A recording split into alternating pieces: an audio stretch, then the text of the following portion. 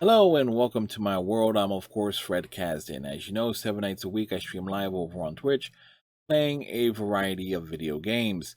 The link to my Twitch channel can be found in the description below. Uh, the past few weeks, you can check in the archives. Been talking about the various video games I have finished, giving my thoughts, opinions, a general review of the various games, and I don't have a big game to talk about this particular week, but I got a franchise I want to talk about. As you know, I have been playing Dragon Ball Xenoverse, and I'm more like I've definitely my interest in the Dragon Ball franchise in and of itself has certainly been piqued as of late. Thanks for playing Dragon Ball Xenoverse, and even before that, coming across the Dragon Ball Abridged and MasakoX's excellent what if scenarios, as well as the spin-off series Dragon Ball R&R. And it's actually made me realize something as it relates to the various video games of Dragon Ball, and primarily as the focus on Dragon Ball Z, Dragon Ball, and I probably should toss Dragon Ball Super into it, and that's the constant retelling of the stories that are seen on the various anime series in the video game format.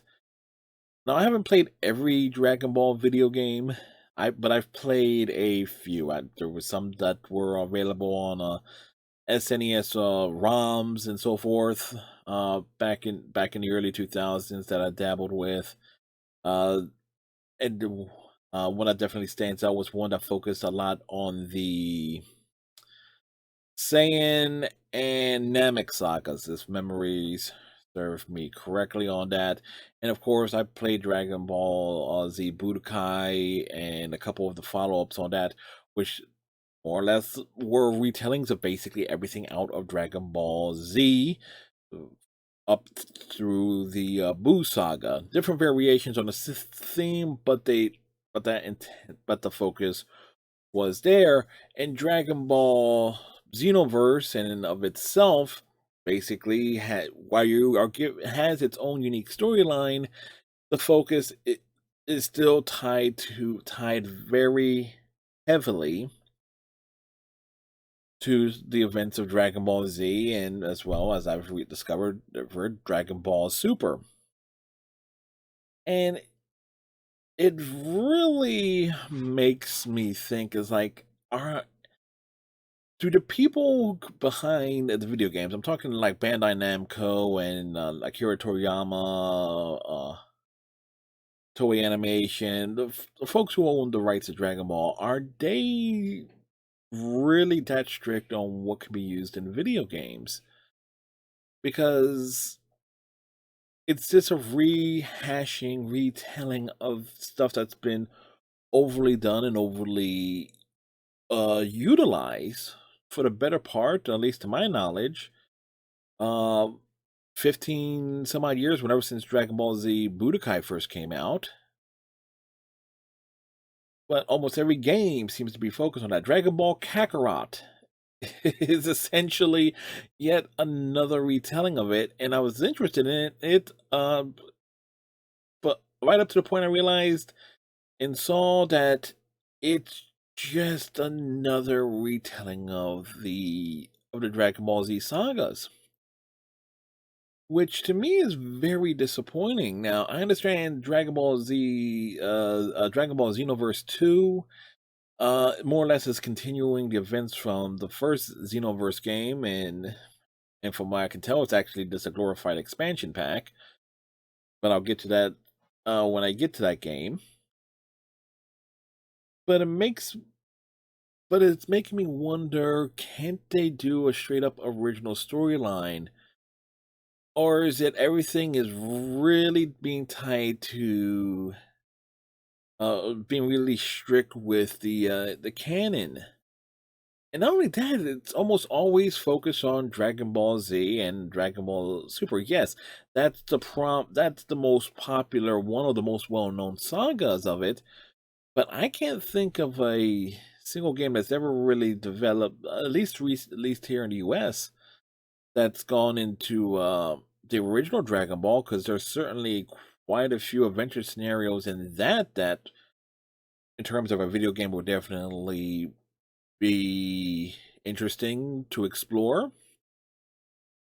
And you still get a good portion of the familiar characters. You get Goku, Bulma, Krillin, Oolong, Tien Shinhan, characters you pick up along the way, and all the sagas associated with that, the initial Dragon Ball saga, the Red Ribbon Army story arc, the King Piccolo story arc. There's a lot of stuff that can be done there that, to my knowledge, has never been featured in a United States release video game.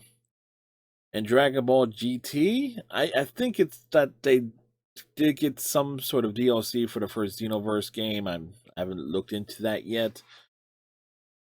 But Dragon Ball GT's never really gotten any real attention for its own video game related saga.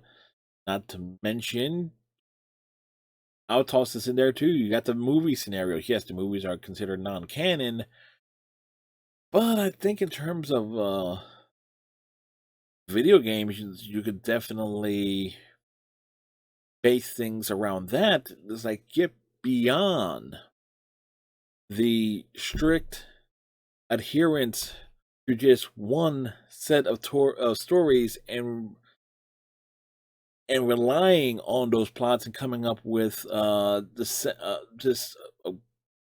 variations on a theme. Granted, this is my personal opinion on this matter, but